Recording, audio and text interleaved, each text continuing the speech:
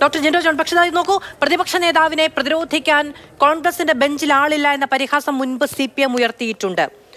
ഈ നിയമസഭാ സമ്മേളനത്തിൽ തലങ്ങും വിലങ്ങും സ്വാഭാവികമായും രാഷ്ട്രീയ ആക്രമണം ഉണ്ടാകും. ഇത് ഒറ്റക്കെട്ടായി നേരിടുക എന്ന് പറയുന്നൊരു രീതി കോൺഗ്രസിന് UDF-ന് സഭയിൽ ഉണ്ടാകുമോ?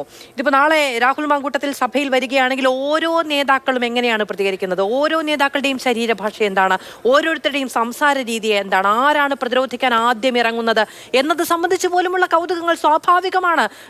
ഡോക്ടർ ജിൻഡോ ജോൺ, അതിൽ രാഷ്ട്രീയ ഉദ്ദേശം എന്ന നിലയ്ക്ക് അതിനെ പരിമിതപ്പെടുത്തി കാണാൻ കഴിയില്ല. ഒന്നാമത്തത്, നാളെ നിയമസഭാ സമ്മേളനം നടക്കുന്നത് രാഹുൽ മാങ്കൂട്ടത്തിൻ്റെ വിഷയം ചർച്ച ചെയ്യാനാണെന്ന് ഞാൻ വിചാരിക്കുന്നില്ല. കാരണം അയാൾക്കെതിരെ നിലവിൽ അയാളുടെ പ്രതി ചേർത്തുകൊണ്ടൊരു FIR നിലവിലുണ്ടോ? അയാൾക്കെതിരെ ആരാണ് പരാതിക്കാരി? ആരാണ് പരാതി കൊടുത്തിട്ടുള്ളത്? ആരുടെ മൊഴിയാണ് രേഖപ്പെടുത്തിയിട്ടുള്ളത്? രാഹുൽ മാങ്കൂട്ടത്തിനെതിരായിട്ടുള്ള ഏതൊക്കെ വകുപ്പുകളാണ്? അയാൾ എന്ത് തെറ്റാണ് ചെയ്തതെന്ന് കേരള പോലീസിന് ബോധ്യമുള്ളത്. എന്നിട്ട് എന്തുകൊണ്ടാണ് അറസ്റ്റ് ചെയ്യാത്തത്? ഇപ്പം നിങ്ങൾ പറഞ്ഞ പ്രകാരമാണെങ്കിൽ അറസ്റ്റ് ചെയ്യണമല്ലോ. നാളെ നിയമസഭയിൽ വരാൻ വേണ്ടി എന്തിനാണ് കാത്തിരിക്കുന്നത്? അപ്പോൾ ഒന്നാമത്തെ കാര്യം അത്. രണ്ടാമത്തത്, കോൺഗ്രസിന്റെ നേതാക്കന്മാരെ സംരക്ഷിക്കാൻ കോൺഗ്രസിന് അറിയാം. അത് സൈബർ കൂട്ടങ്ങളിൽ നിന്നായാലും CPM-കാരിൽ നിന്നായാലും ജേക്കബ് ജോർജിന്റെ സഹായം ഞങ്ങൾക്ക് തൽക്കാലം വേണ്ട. പ്രതിപക്ഷ നേതാവിനെ സംരക്ഷിക്കാനുള്ള കരുത്തൊക്കെ ഇന്ന് കേരളത്തിലെ കോൺഗ്രസ് പാർട്ടിക്കുണ്ട്. നിങ്ങളുടെ സഹായം വേണ്ട. പിന്നെ താങ്കളുടെ രണ്ടാമത്തെ ഘട്ടത്തിൽ പറഞ്ഞു ഞാൻ ഊഹാപോഹങ്ങൾ എന്നാണ് പറഞ്ഞതെന്ന്. അങ്ങനെ ഒരു വാക്കല്ല ഞാൻ പറഞ്ഞിട്ടുള്ളത്. മാതൃഭൂമിയുടെ ഈ ചർച്ച റിവൈൻഡ് ചെയ്ത് കേൾപ്പിക്കാവുന്നതാണ്. എൻ്റെ വെല്ലുവിളിയാണത്. ഞാൻ പറഞ്ഞത് ആരോപണങ്ങളുടെ അടിസ്ഥാനത്തിൽ നിന്നാണ്. താങ്കൾ എല്ലാം പിണറായി വിജയന്റെ വാക്കുകൾക്ക് സ്വാഗതം കാത്തിരിക്കുന്നു. ഞാൻ പറഞ്ഞ വാക്ക് തെറ്റിദ്ധരിച്ചത്. താങ്കൾ കോൺഗ്രസിനെ കുറിച്ച് ഒരുപാട് കാര്യം പറഞ്ഞു. പിണറായി വിജയൻ എന്ന് പറഞ്ഞ മുഖ്യമന്ത്രി പോലീസ് അട്രോസിറ്റീസിനെ കുറിച്ചിട്ട് നാളെ നിയമസഭയിൽ സംസാരിക്കുമെന്ന് താങ്കൾക്ക് ഉറപ്പുണ്ട്. താങ്കൾക്ക് കിട്ടിയ ഉറപ്പായിരിക്കും. പക്ഷെ കേരളത്തിലെ പൊതുസമൂഹത്തിന്റെ മുമ്പിൽ ഉത്തരവാദിത്തപ്പെട്ട ആഭ്യന്തര വകുപ്പ് മന്ത്രിയുടെ മറുപടി നാളിതുവരെ കിട്ടിയിട്ടില്ല. അദ്ദേഹം മൗനത്തിലാണ്. ആളുകളുടെ വിലാപം കേൾക്കുന്നില്ല. ബദിരകരണങ്ങളാണ്. ആളുകളുടെ സങ്കടം കാണുന്നില്ല. ഈ കാഴ്ചകളൊന്നും കാണുന്നില്ല. അദ്ദേഹത്തിന് കാഴ്ച നശിച്ചുകൊണ്ടിരിക്കുന്നു. ആഭ്യന്തര വകുപ്പ് മന്ത്രിക്ക് അദ്ദേഹത്തിന് മിണ്ടാൻ പറ്റാത്തത്ര മൂകതയിലായിരിക്കുന്നു.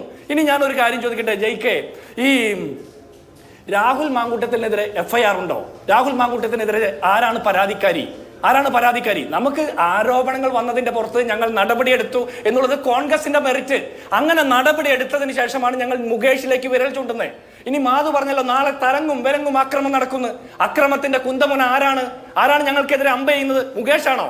P. ശശിയാണോ അമ്പ ചെയ്യാനുള്ള കാര്യങ്ങളൊക്കെ എഴുതി കൊടുക്കുന്നത്? അപ്പൊ കുറച്ചുകൂടി നന്നാവും. ഇനി രാഹുൽ മാങ്കൂട്ടത്തിലെ വിഴുപ്പെന്നാണ് ജയിക്ക് അഭിസംബോധന ചെയ്തത്.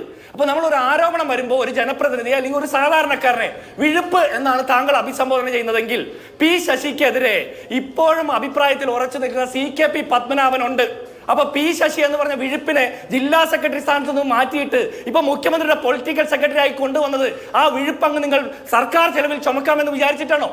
P.K. ശശി എന്ന് പറഞ്ഞ വിഴുപ്പിനെ നിങ്ങൾ പാർട്ടിക്ക് വേണ്ടെങ്കിൽ പോലും പാർട്ടിയുടെ ഘടകങ്ങളിൽ നിന്ന് തരം താഴ്ത്തി കൊണ്ടുവരുമ്പോൾ പോലും KTDCയുടെ ചെയർമാനാക്കി ശമ്പളം കൊടുക്കുന്നത് ആ വിഴുപ്പിനെ പൊതുജനങ്ങളുടെ ചുമലിൽ കെട്ടിവെക്കുന്നതിന്റെ ഭാഗമാണോ? അപ്പൊ വിഴുപ്പ് എന്ന് പറഞ്ഞ വാക്ക് ഉപയോഗിക്കുന്നതോട് എനിക്ക് വിയോജിപ്പുണ്ട്. കാരണം പൊളിറ്റിക്കൽ കറക്റ്റ്നെസിന്റെ ട്യൂഷൻ എടുക്കുന്ന ആളുകളാണോ നിങ്ങൾ? ഇനി അടുത്തത്, ജനം തീരുമാനിക്കുന്നു പറയും. ജനങ്ങളുടെ തീരുമാനത്തിന്റെ ടെസ്റ്റിംഗ് എങ്ങനെയാണ് നിങ്ങൾ തീരുമാനിക്കുന്നത്? ജനം തീരുമാനിക്കുമെന്ന് ബലാത്സംഗ കേസിൽപ്പെട്ട മുകേഷ് നിയമസഭയിൽ വന്നു കയറിയപ്പോൾ ജനങ്ങളുടെ തീരുമാനപ്രകാരമായിരുന്നു എന്ന് നിങ്ങൾ എങ്ങനെ ഉറപ്പിച്ചു? അപ്പൊ ഇതൊക്കെ പറയുമ്പോൾ സമീകരണമാണെന്ന് പറയുന്നു. ഇവിടെയുള്ള പ്രശ്നം എന്താ അറിയോ? രാഷ്ട്രീയക്കാരെ മാത്രമല്ല, മാധ്യമ പ്രവർത്തകരെയും പൊതുസമൂഹത്തെ എല്ലാവരെയും നമുക്ക് കറക്റ്റ് ചെയ്യണം. സാമുദായിക നേതാക്കന്മാരെ അടക്കം. ഇതിൽ ഒരാളെ കിട്ടുമ്പോൾ ഈ മോഷ്ടിക്കപ്പെട്ടു എന്ന് പറയുന്നതല്ല. ഒരു മോഷ്ടാവിനെ പിടിക്കുമ്പോൾ ബാക്കി ഒളിച്ചിരിക്കുന്ന മോഷ്ടാക്കളും അതിന്റെ പുറകെ ഓടുക, കള്ളൻ എന്ന് പറഞ്ഞ്. അപ്പൊ പലതും പുറത്തു വരാതിരിക്കാൻ വേണ്ടിയിട്ടാണ് ഈ തിടുക്കം അവസാനിപ്പിച്ചുകൊണ്ട് നമുക്കിതിനെ ഫാക്ച്വലായിട്ട് സമീപിക്കണ്ടേ. ഇവിടെ ഒരു പ്രശ്നം എന്താണെന്നറിയോ? ഈ കുന്നങ്ങളത്തെ വിഷയത്തെ കുറിച്ച് പറയുമ്പോൾ ജയിക്ക് പഴയ കാര്യങ്ങൾ പറയാണ്. ഒരുപാട് പഴയ കാര്യങ്ങൾ. മുത്തങ്ങയിലെ വെടിവെപ്പ്, അതിനുള്ള EMS-ന്റെ കാലത്ത് വെടിവെപ്പ് ഉണ്ടായിരുന്നു. EMS-ന്റെ കാലത്ത് സമരം ചെയ്തവർക്ക് നേരെ വെടിവെക്കുന്ന കാലഘട്ടം ഉണ്ടായിരുന്നു. അപ്പൊ പണ്ടത്തെ വെടിവെച്ചിട്ട് ഇപ്പോഴത്തെ കാര്യത്തെ സമീകരിക്കാമോ? ഞാൻ ചോദിക്കുന്ന, കുന്നങ്ങളത്തെ സുജിത്ത് എന്ന് പറഞ്ഞ ചെറുപ്പക്കാരനെ പോലീസുകാർ അതിക്രൂരമായി മർദ്ദിച്ച വിഷയത്തിൽ SFIക്ക്, DYFIക്ക്, CPM-ന്റെ നിലപാടെന്താ? അത് മനുഷ്യത്വരഹിതമാണെങ്കിൽ നിങ്ങൾക്കൊരു സമരമുണ്ടോ? നിങ്ങൾക്കൊരു പ്രതിഷേധമുണ്ടോ? നിങ്ങളുടെ ലോക്കൽ സെക്രട്ടറിയുടെ കരണക്കുറ്റി അടിച്ചു പൊളിച്ച CIക്കെതിരെ നിങ്ങൾക്ക് പ്രതിഷേധമുണ്ടോ? SFI ജില്ലാ പ്രസിഡന്റ്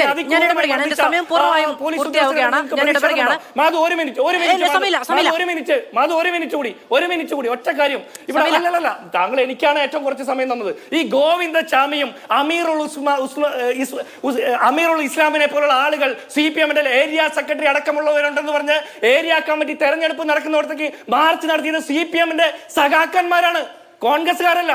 അവരെ ആദ്യം പൊളിറ്റിക്കൽ മൊറാലിറ്റി പഠിപ്പിച്ചിട്ട് ജയിക്കാൻ എനിക്ക് ക്ലാസ് ശരി, അല്ല, നിങ്ങൾ തരാതരത്തിൽ അങ്ങോട്ടും ഇങ്ങോട്ടും ഈ പറയുന്ന പൊളിറ്റിക്കൽ സാൻമാർഗികതയൊക്കെ പഠിപ്പിക്കൂ. അത് അവനവന്റെ കാര്യത്തിൽ തട്ടുകേട് വരുമ്പോൾ മറ്റുള്ളവർക്ക് ഇപ്പുറത്തില്ലേ അപ്പുറത്തില്ലേ എന്നുള്ളതൊക്കെ ഒരു ചോദ്യമായി ഉന്നയിക്കും. പിന്നെ FIR വായിക്കാൻ കഴിയുമെന്ന് പ്രതിപക്ഷ നേതാവിന് ആത്മവിശ്വാസമുണ്ടെങ്കിൽ ആ FIR കയ്യിലുള്ളത് കൊണ്ടാണല്ലോ എന്നുള്ളത് കോൺഗ്രസിന് ആത്മവിശ്വാസത്തോടെ പറയാൻ കഴിയുന്ന ഒന്നാണ്. ഇനി ഞങ്ങളുടെ FIR വായിക്കാൻ പോകുമ്പോൾ വായിക്കേണ്ടി വരുന്ന സാഹചര്യം നിങ്ങൾക്കുണ്ടാകുന്നത് എങ്ങനെയാണ് എന്ന് വേണമെങ്കിലും തിരിച്ചു ചോദിക്കാം. ഞാൻ കാര്യമായി പറഞ്ഞതാണ്, കേരള രാഷ്ട്രീയം എങ്ങനെയൊക്കെയാണ് നിയമസഭയിൽ പ്രതികരിച്ചിട്ടുള്ളത് എന്നുള്ളത് നമുക്കറിയാവുന്നതാണല്ലോ. നാളെയും ഈ നിയമസഭാ സമ്മേളനം ഏത് നിലയ്ക്ക് പോകുമെന്നതിനെ സംബന്ധിച്ച് വലിയ കൗതുകം സ്വാഭാവികമായും ഇവിടെ ഉണ്ടാകും എന്നുള്ളതിൽ സംശയമൊന്നുമില്ല.